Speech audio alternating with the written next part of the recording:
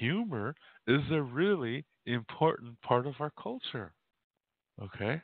Now, in in the Lakota world, there are ghost stories, but the stories are funnier than hell. Yeah, because see, you have to realize that in Lakota Star knowledge, the journey or the nature of the soul is not what you think. The soul does not look like you. The soul cannot speak because it has no voice box. It has nothing physical. The only way to speak is to have a voice box. And the soul does not have that. The personality comes from the brain. So when a person dies, the personality dies too. The soul is not the personality. The soul is an energy, it's a life force. It does not have our personality. It has information from our life, but it does not have our voice, it does not have our personality, because those things belong to the human body. Give you an example. Guy on the reservation is about 3 years older than me, and he was a macho. Yeah, he was in high school, senior in high school. I was a freshman. I was ninth grade. He was 12th grade. Okay, and he got into a really bad car wreck and went into a coma for several weeks, or maybe it was just a week. Anyway, he was in a coma. When he came out of it, see, he had his head was really banged up. When he came out of it, he didn't know anybody. And the other thing is, he didn't remember anything that happened from before waking up. And his personality was completely different. He was like a teddy bear. He was just gentle, very sweet. And everybody that knew him had a hard time with that because they knew him as this cool, macho, walking cool, different girlfriend every weekend kind of guy, fast sports car, star athlete in the high school, every sport, that kind of guy. Over 6 feet tall, really a macho dude, Lakota guy, yeah. And now he's completely the opposite. He's really a gentle guy. Yeah, he would go to the grocery store. He'd be standing there opening the door for you. Now, this was before Walmart existed, because Walmart has these store greeters. Yeah, this guy was doing that before Walmart even existed. And when he saw people having, a lot of groceries, he would help them carry their groceries to their car, and he would say, "You have a nice day, ma'am," or whatever. And it looks like you guys are eating tacos. Ole, he would say. He really have a really cute sense of humor, and everybody just fell in love with this guy. Whereas before, everybody just hated him, and now they just love this guy. He's like a teddy bear, and they protect him because of his head injury. Sometimes he has a seizure, and so everybody in town knows him. So when they see him suddenly fall to the ground, start shaking, everybody goes over there and watches over him so he doesn't hurt himself until the seizure's over. And when he's done, they say, "Hey, George, you okay?" "Yeah, yeah, yeah. What happened?" "Yeah, yeah, you were dancing and all of a sudden you fell on the floor." "Oh, I hate it when that happens." He's funny about it. He knows he just had a seizure, but he has humor about it. You see what I mean? So, and this shows you. See, when he had his injury, his head injury, the brain. See, he was really injured in the head, and the brain rewired a new personality. See, he's a totally different person. This is the brain. This is all coming from the brain. This does not belong to the soul. Yeah, this belongs to the brain. And when the person dies, the personality dies. It does not go with the soul. The soul has no shape like a human, yeah, and it does have a journey to do. And the when you know this story, it's a story of reincarnation. And like I said, most Lakota people are Christian influenced, so when they hear this, they can't accept it because they're too brainwashed with the Christian view of a soul, of a heaven and a hell. But in Lakota Star knowledge, there's no such thing. In Lakota Star knowledge, there's no such thing as a God or Satan or a heaven or hell or demons or angels. It doesn't exist. That's all man made to control the mass, to control society. Yeah? But Lakota Star knowledge does not have these things. So, when you hear stories, ghost stories uh, from our ancient past, they're all comedy stories. Yeah, they're all funny, and uh, I will tell one, okay? But I need to drink something, so I'm gonna take a small break, and then I will come back with this funny story, okay? Some people might know the story, yeah. Some of you who've seen the movie Into the West, you might know the story too. Yeah, it's the story of High Hawk, okay? And it's really a goofy story, and it shows you, that see in our culture, ghost stories. See, for us, ghosts don't exist. It's impossible. Yeah, according to our Lakota Star knowledge, it's impossible. But what we do have are, the idea of, of that, but it's done in a comedy way. Yeah, to make people laugh. In Lakota culture, I think some of the really scary things are with stories of Ungjehi, yeah, and I told some 2 days ago. I told some really good ones, and so it kind of goes along that concept, okay, when we're talking about ghosts. Um, and that I give you a short example. Like one time there was uh, this these guys. They went hunting, buffalo hunting, and they went to quite a distance. They didn't get anything. They didn't find anything, so they set up camp. Yeah, they found a place to camp and spend the night. And so they did that. And here, a group of uh, two other Lakota guys was walking by. So they saw this fire. So they said, "Hey, who is that?"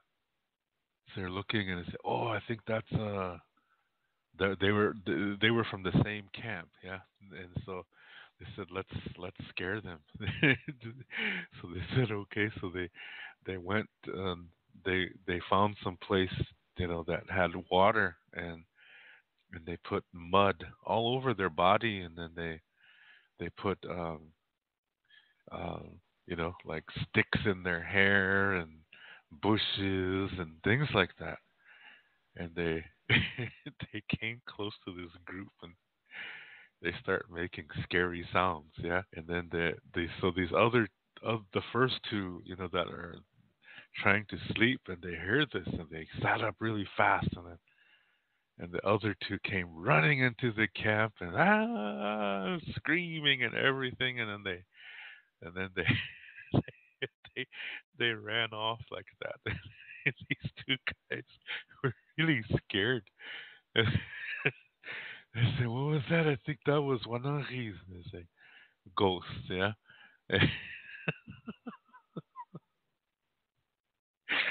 And here, so they stayed up until the sun came up, yeah, because they were all scared. And then later, the they ran into the other two guys, and they were they said, "How come you guys look like that?" They said, because they didn't sleep. Yeah, they were up all night and they couldn't sleep. And so the other two were, saying, "What? Did you guys see a ghost or something?" And and so yeah, they saw two of them. They said. so and so then these other two were they said, "What do they look like?" They were going on and on like that, and really questioning the about how did these what did they say and stuff like that. And then one guy said, "Did he say?" And he went, "Ah!" And he screamed. So then the first two realized it was the other two that did that. Yeah, that did. And see, the thing is, two of them were brother-in-laws. Yeah, and that's what you do when you have brothers and sisters-in-laws. You tease each other. That's our custom. Yeah, but not your parents-in-law. Okay, in Lakota custom, you don't talk to your parents-in-law. That's a sign of respect. There's a reason why. Yeah, in the Tioshme way, it's possible for you to have a mother who's the same age as you. Okay, that's it could be dangerous. So, for example, maybe I should explain this real quick for those of you that don't understand. A Tioshme is an extended family system. It's our family system, okay, in the Lakota world. I'll use you as an example. Your mother and her sisters, those are all your mothers, okay? So, um, their husbands are all your fathers. And the children from all these marriages are all your brothers and sisters, okay? And your mother's brothers are your uncles. And their women, their wives are your aunts, and their children are your cousins. That's your mom's side. Okay? Now, your father is your father, but also his brothers are your fathers too. And the women of all these men are your other mothers. And the children from these unions are your other brothers and sisters. Okay? So, your father's sister, those are your aunts, and their husbands are your uncles, and their children are your other cousins. This is a tioshbae. So let's say you're you're marrying somebody. Okay, you're gonna marry somebody, and now how I had this worked out one time, and so let's say your wife. Let's say that her mother has a very young sister. Okay, let's say you're 20, 21 years old, and let's say your wife is 19 years old. Okay, and let's say your wife's mother is, um, let's say your wife's mother is like 55 years old. She had your wife when she was in her 30s or something like that. Okay, so so let's say your wife's biological mother is 55 years old, but let's say that the mother, the mother-in-law, let's say that she has a sister who is 20 years younger. So this means your wife has two mothers, her biological mother and her mother's sister, who is 35. Yeah, still young. Yeah, and you're 21 years old. So let's say, okay, you marry your wife, okay, your woman, of course, but now you have a mother in law. So you have more than one mother in law. All the mothers of your wife are your mothers in law. And one of them is 35 years old. She's still young. And there could be a possibility where both of you develop a crush on each other. And next thing you know, you're wandering off to the bushes someplace and having a shindig, you know.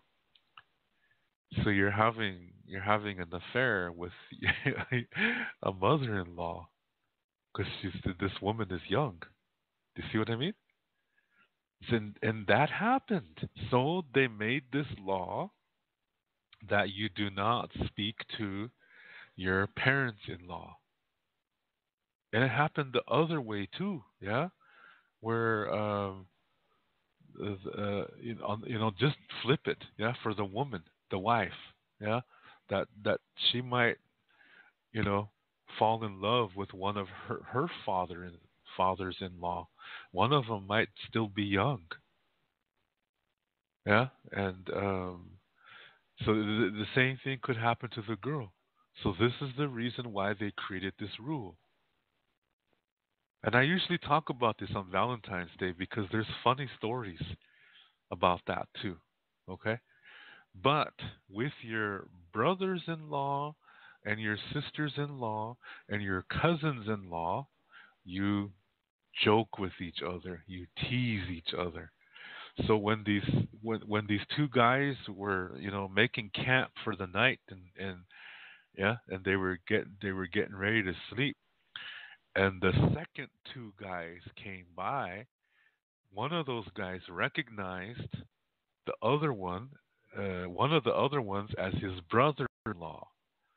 So he thought, okay, I'm gonna play a joke on him, and that's why he did this.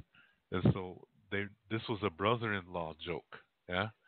But see, when you see the usage of the idea of a ghost, you see that it's comedic, yeah. And and see what they did? They put mud all over their bodies. They put sticks and weeds all over themselves, and they came running and screaming, high pitched scream, into the campfire, and then they took off running again. That's a typical ghost story. So it's not a person wearing a white sheet or it's not anything like that. In fact, when you think about it, it's more connected to Mkjeji. Because if you remember what I said 2 nights ago, if you didn't listen to that show, I really recommend that you do because it's scary. Yeah, 2 nights ago, October 29th, I talked about Mkjeji. Mkjeji live in the water. Okay, some can come on the land and walk around as long as they want, but they use the water to escape. Okay, um, and because the water for them is like a doorway. Okay, so it doesn't matter how deep the water is; it just has to be water there, and they just go in it and they're gone. And some of them are very scary, and they look like this, yeah. And so that's what they were doing is they were trying to look like Mkjeri, yeah. But this is called a ghost story. You see what I mean? So it's connected to that. So it's always in comedy. Now I'll tell you this one that I said I was going to tell you, and this involves several things. Okay, this involves courting, Lakota courting tradition, which is really interesting. When a guy is interested in a girl, uh, he goes to, he will ask her if he could talk to her. And the only way that they allow this is it has to be during the daytime, and the girl's mother has to be standing in front of them. So what they do is they get a buffalo robe and they put it over them. Yeah, they throw the buffalo robe over the man and the woman, and then the woman's mother is standing there watching and listening. And so then they can hold hands and kiss, but that's as far as it goes. And that was the ritual. So this guy, his name was High Hawk, and he wanted to do that, but the girl, she she liked him.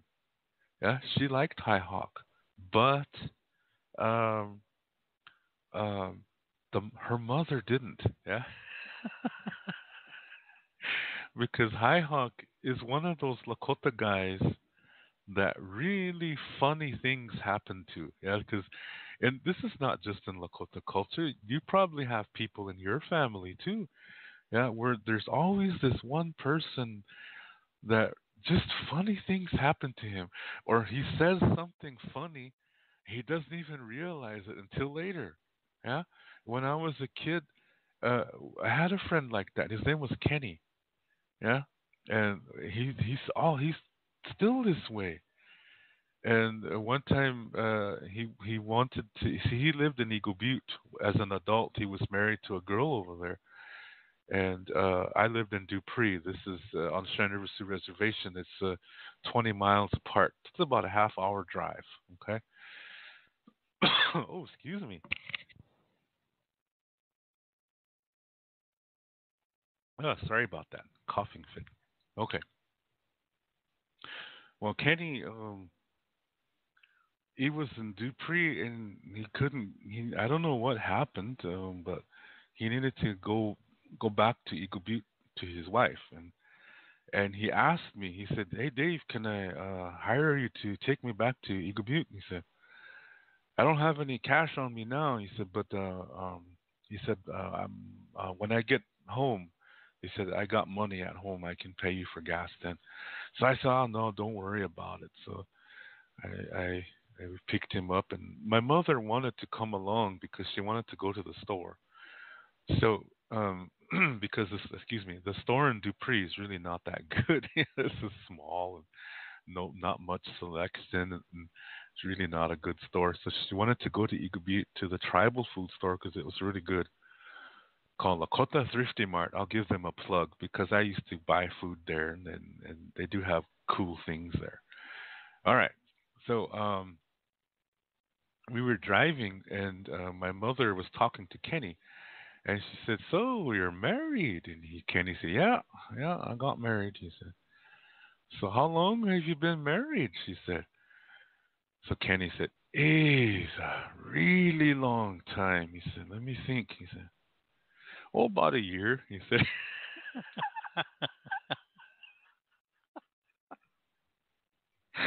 So he was just serious, yeah.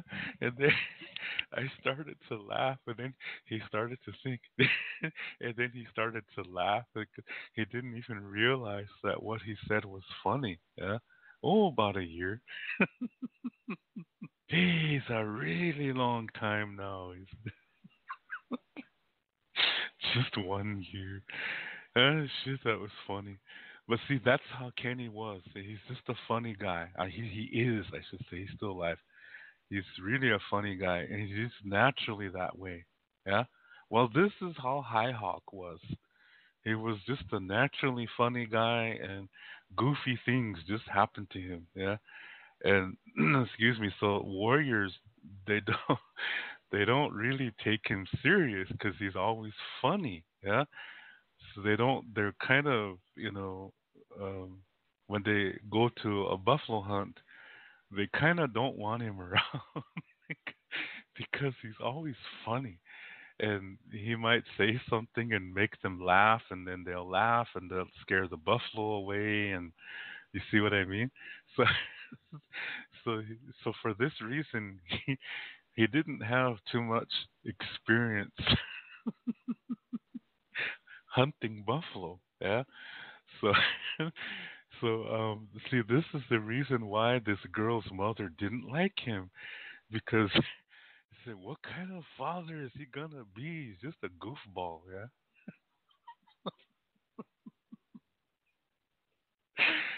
How is he gonna provide for his family? All he does is just funny things, and he'll probably even make the animals laugh, yeah.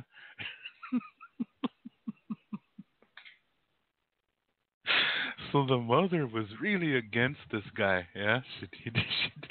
She didn't want her man, she didn't want her husband. I mean, I can't even say it right. Excuse me. She did not want her daughter to marry this funny guy.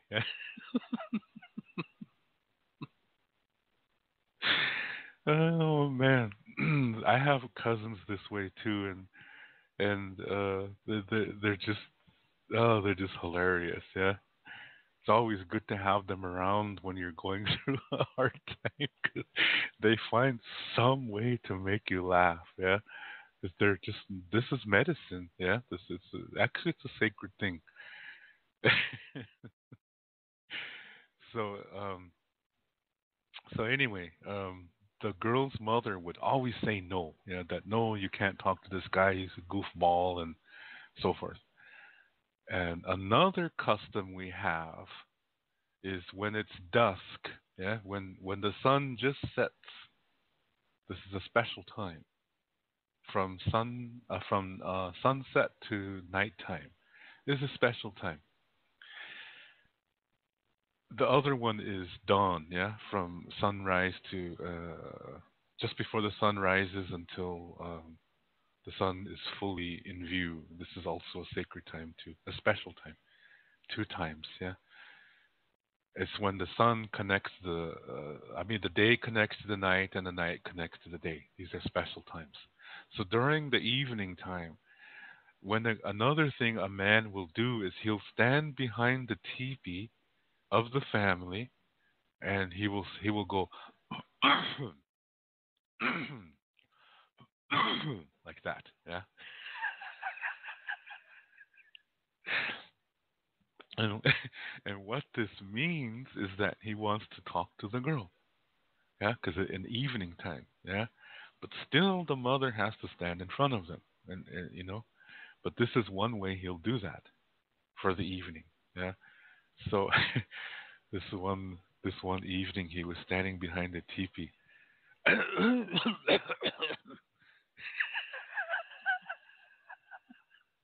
It's supposed to be like that, yeah. Instead, he go.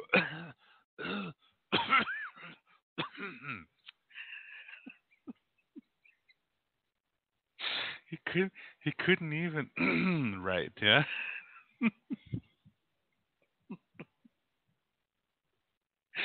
So so the mother-in-law was saying, "Ease, it's that no good guy, it's that goofy guy again."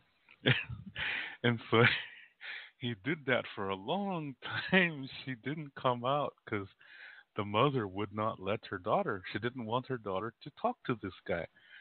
So I don't know, probably after 15 minutes of this goofy, he just turned around and went. Yeah, and he had a best friend. Yeah, in Lakota, best friend is kola.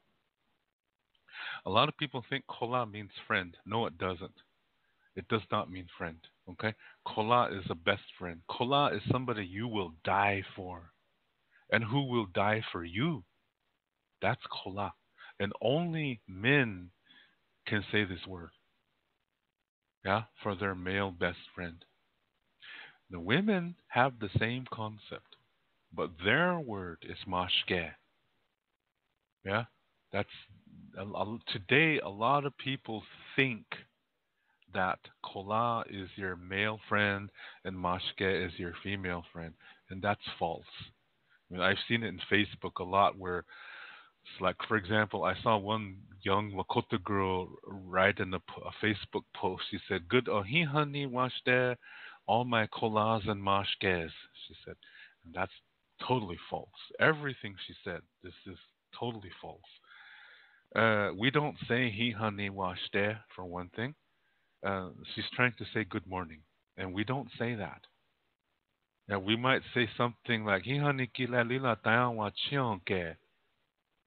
You see how long that was? You're using words to hug the other person that you're talking to.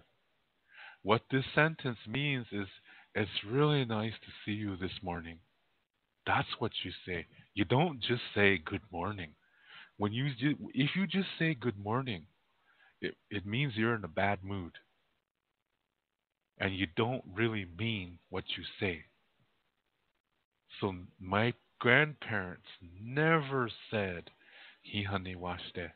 My parents never said that either. My aunts and uncles never said those things. You always say something like "He honey ki la lila tayawa chionke," or for men, they would say "He honey ki la lila tayawa chionke lo."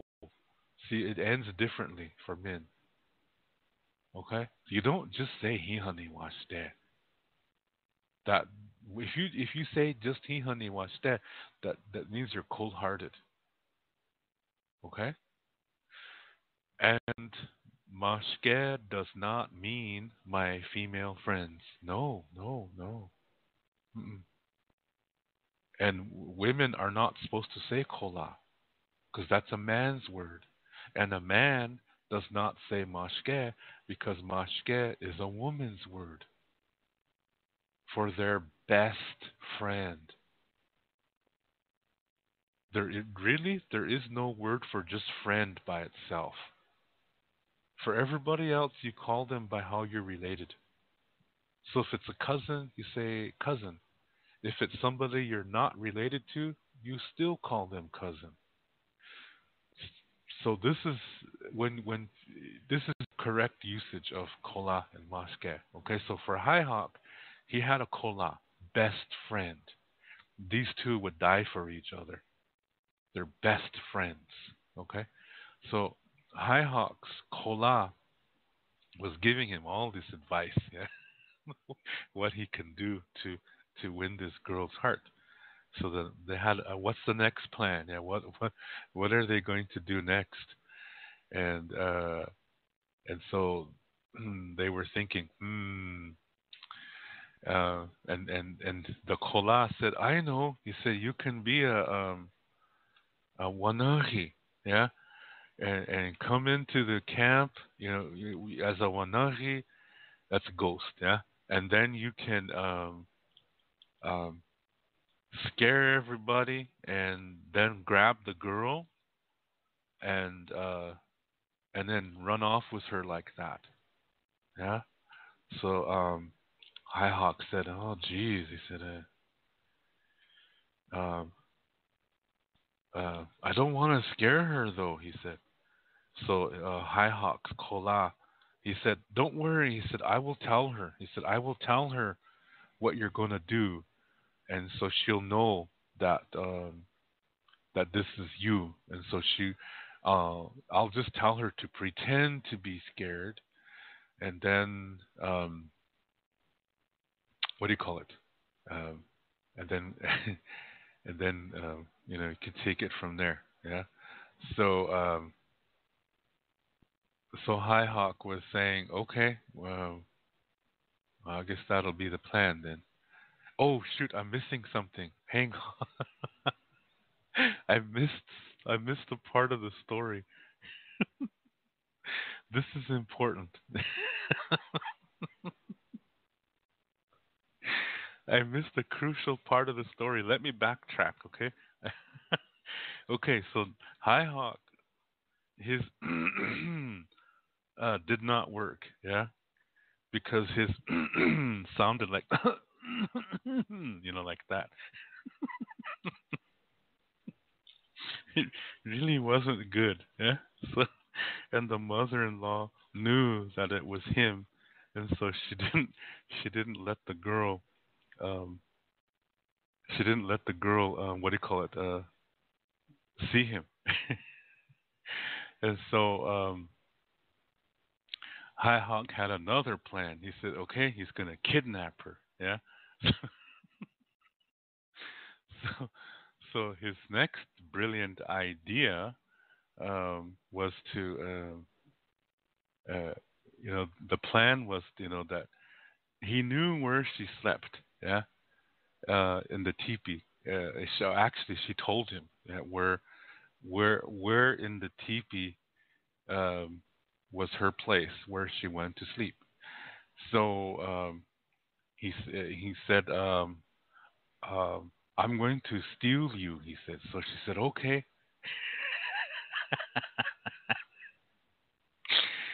So his girlfriend must have been goofy like him. Excuse me, that his girlfriend must have been goofy too. Yeah. So this must have been a goofy couple, yeah. So so anyway, uh so she got, it was evening time, and so now she's gonna go, to they're going to go to sleep. So now they're going to go to sleep, and so the mother notices that her daughter's acting kind of weird. Yeah, the daughter keeps looking at her, at where she sleeps in the teepee. Yeah, she was really looking, and she was moving some things, away away from that, to make the job easier for High Hawk, because High Hawk's plan was he was going to cut a hole where she was sleeping and take her from there. So she was clearing the way. She was clearing the way. She shouldn't even did anything. She shouldn't even have done anything. But because she was clearing the way, the mother got suspicious. So the mother said, "Okay, you sleep in my place," he said. So her daughter was, she respects her mom, so she was like, "Oh, okay." So they changed places, yeah. So the mother was laying where her daughter normally sleeps. So that night you could hear somebody cutting, yeah, a hole into the teepee. This guy, High Hawk reached in, grabbed this lady by the waist. Okay, let's go now, he said. He was trying to pull her out. Jeez, jeez, you got kind of big.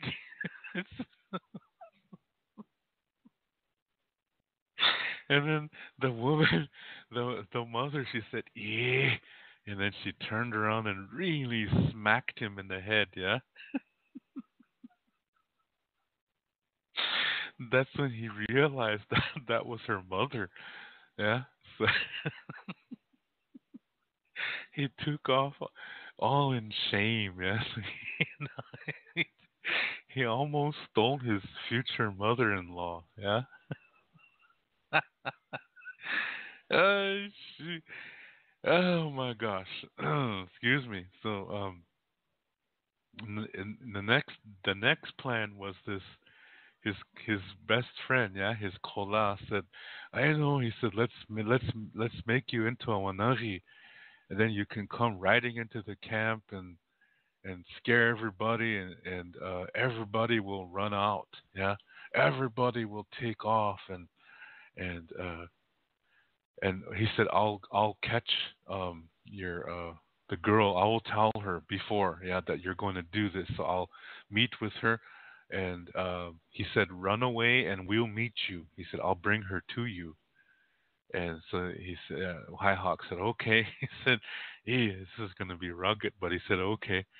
So they went someplace, and they found a place where there's alkali in the water, yeah, because he had to stink, yeah, because they want to scare the people, yeah. So see, now it's alluding to the Unkjehi, because Unkjehi, um, see, he is brown, okay, and Unkje is something that smells really bad, so bad that it bothers you. That's unkje. Okay. So uh, with unkje, it's not just, some people think it's shit. Yeah. But it's not really that. I mean, it could include that smell, but it could be something like a dead person. You know what I mean? Or rotten meat, or something that smells so bad that it just makes you shake, and it disturbs you mentally and emotionally. That's unkje. Okay. So they had to find some water where there's alkali in it, because the dirt, the mud stinks. Yeah. So they put this excuse me, they put this stinky mud all over High Hawk, and then they put twigs and leaves, covering his body like that, and and then the middle of the night, yeah, he got on a horse and came riding into the camp, screaming and hollering, "I'm a Wanagi!" Of course, they say that, yeah.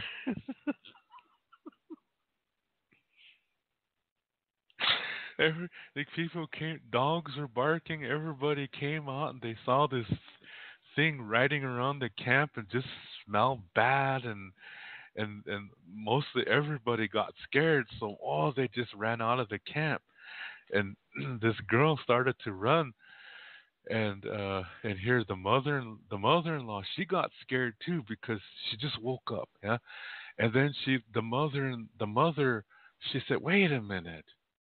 What kind of Wanagi says I'm a Wanagi?" She said.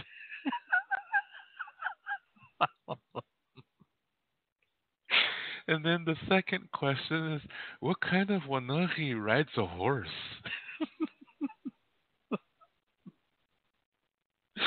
Oh my gosh.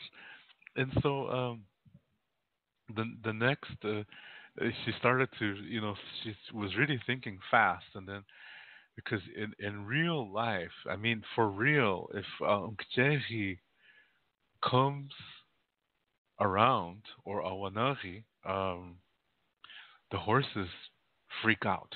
The dogs freak out too. The dogs bark in a certain way, and the horses want to run away. Yeah. So uh, she realized that the dogs were not barking like that, and this thing was on the horse. So it didn't make sense. So the mother grabbed the stick and she threw it at this at she threw it at this thing. "Ow!" he said. He almost fell off his horse, and so he the he realized that the mother was saying, "Everybody come back, this is not a Wanagi, this is High Hawk." And then she ran before his kola could get his girlfriend.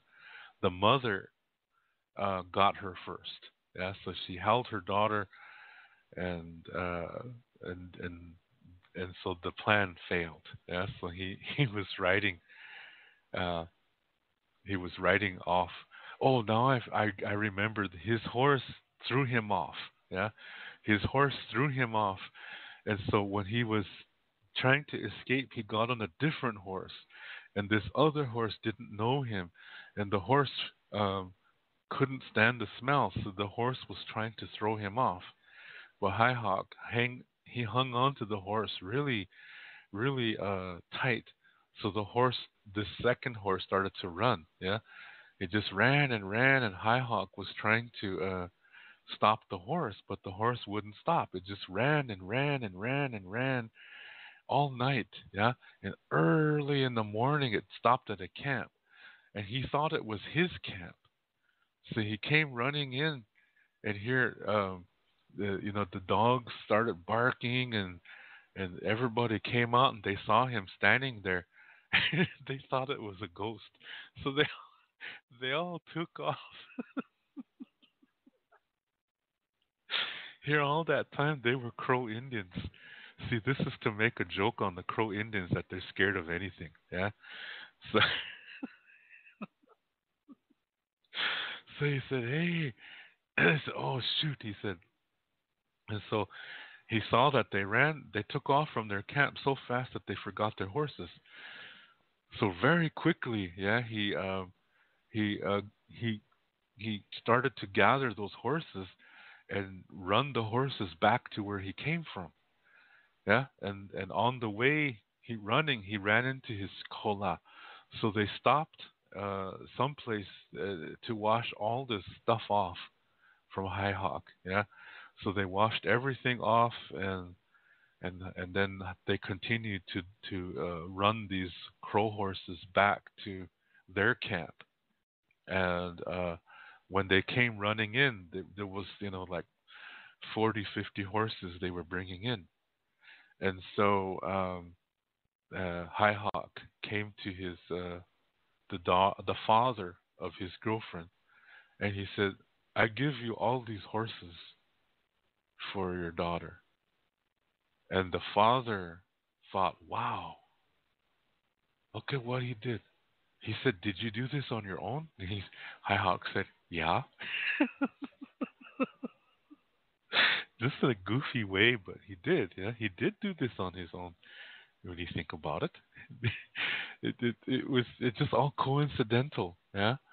And so and the girl's father was thinking, "Wow, he's when he puts his mind to it, he does the job."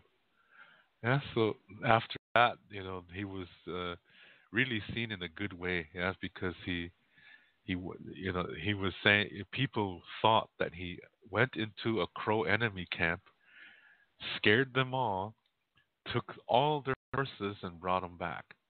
They thought no Lakota warrior has ever done that before. So they considered him a very powerful warrior after that. Yeah. So the girl's father said, "You have to live up to that now. So you have to take things serious now. Yeah, it's okay to goof around, but don't do that all the time." So High Hawk said, "Yeah, I will." He said. So after that, he got a little bit more serious. Yeah.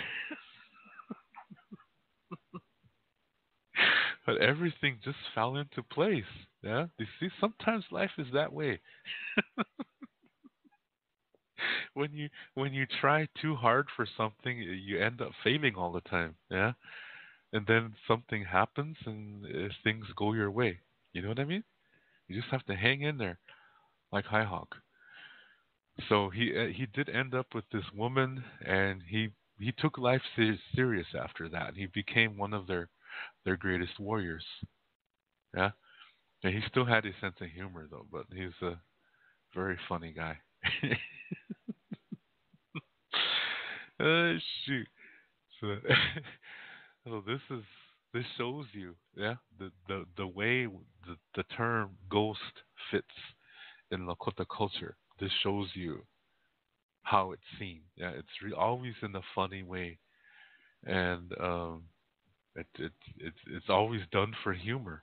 Yeah, and I think it's also to calm you down when you're you're out someplace and it feels weird, kind of thing. And this is another one. Yeah, this is another way to calm yourself down by remembering one of these stories. Yeah, so that you feel less uptight, less nervous, and you can accomplish whatever it is. So this is one of the things to do too. Yeah, to before you are going to try to do something important. Uh, it's always good to do things to relax, and it's okay to be scared.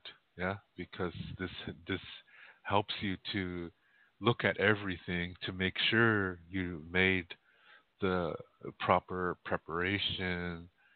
And if you're still a little bit nervous, then you can do something that makes you laugh, that helps you to loosen up as well. Yeah, so you're using the emotions as tools. So you're not living in the emotion, you're using the emotion as a tool to accomplish something. That's how it's seen. Okay? So that's the concept of how ghosts fit in our stories. Yeah. So just so it shows you, yeah, how important humor is in our culture, and how we view ghosts is not the same as the Western world. Yeah, that for them it's a spooky thing, and for us it's a goofy thing. Shoot, I gotta take a break again here. I'm gonna take a music break, and then we'll come back and we'll talk about whatever. Okay? I'm just playing it by ear now because I've accomplished my task. But there's some other things too, that people think are ghosts, but they're not. Yeah, and like for example, let me say this one thing first before I go into music break. Like for example, sometimes something very traumatic happens someplace, and it's so traumatic that an energy gets left behind. See, we have a concept called tung. Tung is the essence of the soul. Okay, it's in your hair, it's it's in your clothes. It comes out from your hands too.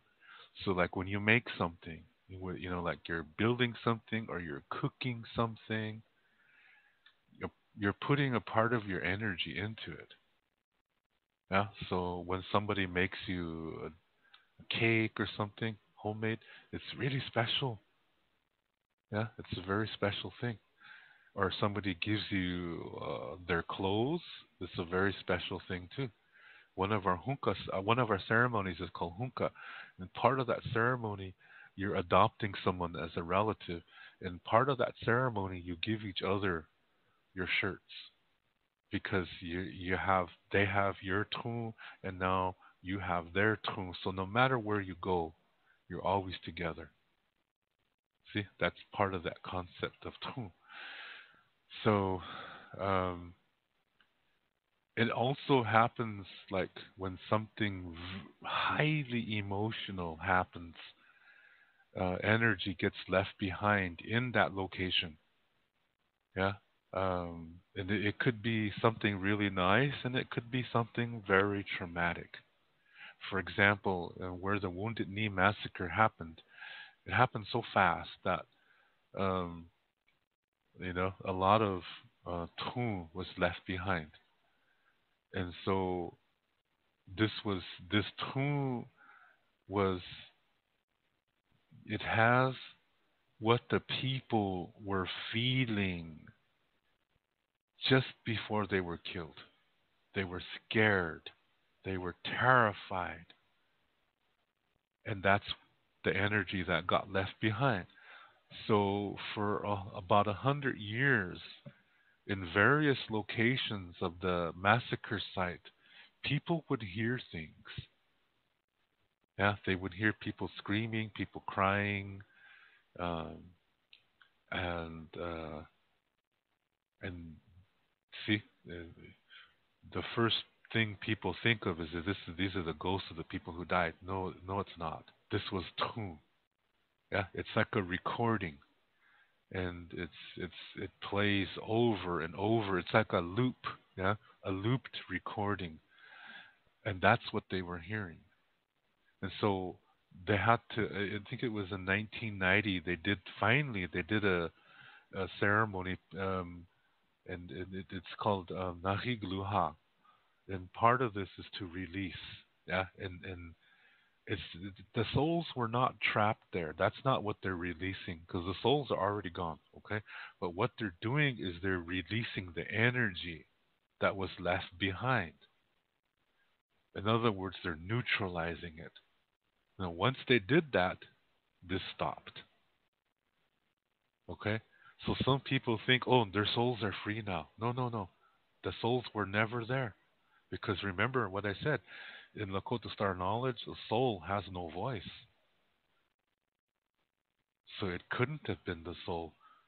Yeah. So what it was the tomb that was left behind from that massacre. Yeah, it was the recording of what they were experiencing, and it kept looping all the time. So finally, they were able to neutralize that, and the loop stopped, and the energy was neutralized, and no more. 100 years later, they did that. Why did they wait 100 years later? Well, like I said earlier, in April 10th, 1883, our ceremonies were made illegal until 1978.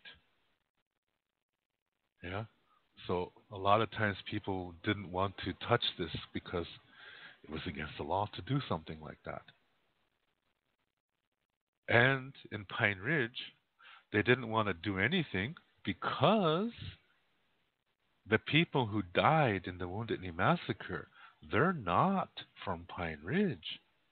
They're from Cheyenne River and Standing Rock, and some of them were from Lower Brule and Rosebud Sioux reservations. They were not Pine Ridge people. They were not from Pine Ridge, so a lot of the Pine Ridge people they didn't know what to do with this because it's not their relatives. You see what I mean? So finally, in 1990, uh, a medicine man, I think from North Dakota, got a vision that this has to be done now. That's Nahigluha to release it, yeah, to neutralize the energy of the Tchun that was left behind. So that's what that was. That was not a ghost. It was not the souls of those who died there. It was the energy that was left behind in the act of the massacre. And at the end, it's a wiping the tears. Yeah. But the entire ceremony is called Narigaluha.